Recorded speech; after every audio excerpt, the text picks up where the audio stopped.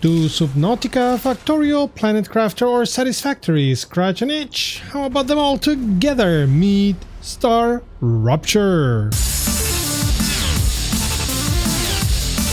Hello Space Monkey, you're watching Space Crazy. Welcome to the channel and to our first impressions of Star Rupture. My name is Serta and I will be your host for this video. It's great times for those of us who like survival games or base building games or all of them together, especially in science fiction settings. This year alone saw Forever Skies, Dune Awakening, the very indie offering of surviving series, and there's more games in the pipeline. One of them is the one we'll be looking at today, offering you our opinion about it. We were lucky enough to take part in the playtest of Star Rupture, which is still ongoing right now, so check the link in the description, maybe you get to playtest too. Which feels, as I said at the beginning, like a mix of Subnautica, Factorio, Planet Crafter and Satisfactory. In it, you play a prisoner of a corporation, yet again, which has sold your services to other corporations. As it's the norm in these games, you will build a base and start building different things. Here it seems most of what you build is made either of titanium, wolfram, calcium or, in later stages, helium. Through different delivery contracts with the different corporations, you will be acquiring new and better methods to build new and better materials. And of course, better food and a more comfortable base. So far so good, walking in well-trodden paths. The graphics look good, the overall mise-en-scene is good, and all in all, the game moves forward at a good pace. Like in Planet Crafter, you are not here on your own volition. Like in both Planet Crafter and Subnautica, you will discover better things one by one. The twist that moves Star Rupture more into Satisfactory territory is that the minerals are all over the planet, and the best way to bring them to base and send them to space, hey, it rhymes, I'm a poet, is to set up a rail system that will transport the minerals to a smelter, the ingots then forward to any other needed factory piece. At the beginning, all is well and good. It starts becoming confusing when you have to start mixing minerals and materials to produce even more complex products and end up having to redo some of the paths. Luckily, deconstructing buildings doesn't cost anything and you can move them around to fit the new setting better, until the next time you find yourself unhappy with the setting, and everything you build will survive the solar flare relatively unscathed. Wait, I didn't tell you? Oh yeah. This planet has a couple of surprises in place for you. One of the less nice surprises are the regular solar flares, which burn everything on the planet to a crisp. Hopefully you were at a protected space when they happened, or you end up more similar to coal than to a human.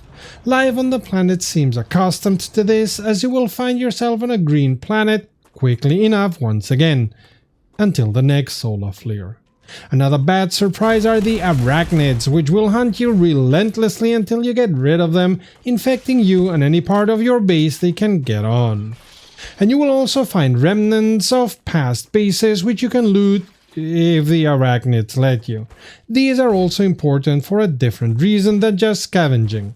For higher level materials, you will need one example of that material to unlock the recipe. Those can be found in boxes strewn around on the planet or on the different leftover bases.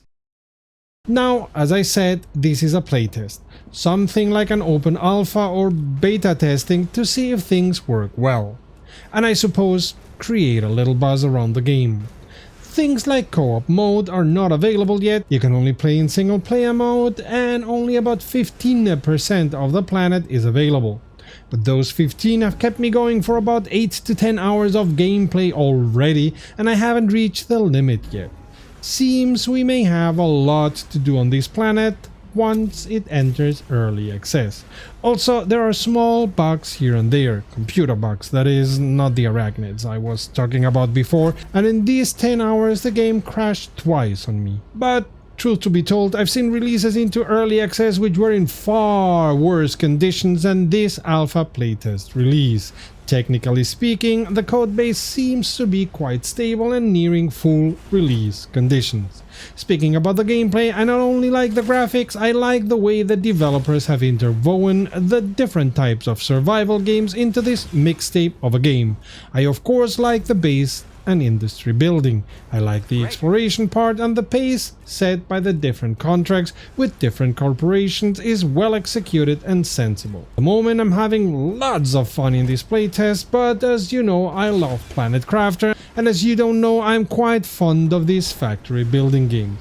I'm not sure where the remaining 85% of the game will lead us. I don't know if it's a place I'm gonna like, unlike the Forever Winter, which I think has lost any sense of where it's going, but I digress. But I can tell you I'm enjoying the base building, the factory building and the exploring in this game, even if it drives me crazy that I have to redo a production line all over again. I have to mix what now?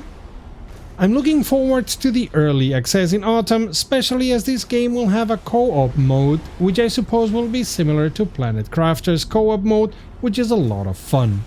This playtest has left a very good impression on me, and while it's understandably rough around some of the edges, the concept of mixing different subgenres works well here and is a lot of fun. Let's see what the other 85% have to offer.